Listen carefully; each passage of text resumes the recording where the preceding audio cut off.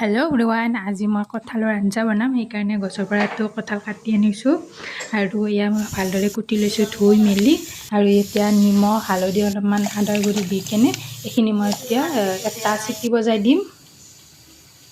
আৰু এইখিনি হোৱাৰ পিছত মই বইল কৰি ল'লোঁ এইখিনি। এতিয়া পানীটো কাঢ়ি দিম আৰু পানীখিনি মই পেলাই নিম।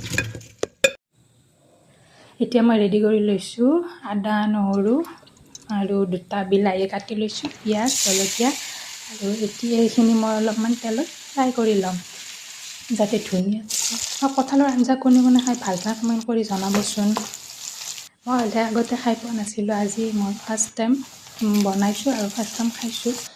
বেয়া লগা নাই, ভালেই হৈছে। মাংস নিচিনাই লাগে, চফ্ট একদম। ব্ৰইলাৰ মাংস যেনেকুৱা আৰু তেনেকুৱাই লাগে। আৰু এনেকুৱা মই অলপমান মা মছলা দি কিনে অলপ সকলোৰে দি এনেকৈ মই বনাইছোঁ। পূৰা মাংসৰ দৰে একদম টেষ্টটো আহিছে।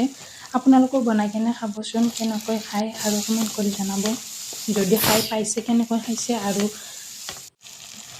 মই পানীখিনি বেলেগ পানী ব্যৱহাৰ কৰা নাই। মই যি সেই বইল কৰা পানীখিনি আছিলে সেইখিনি মই পেলাই দিয়া নাছিলোঁ।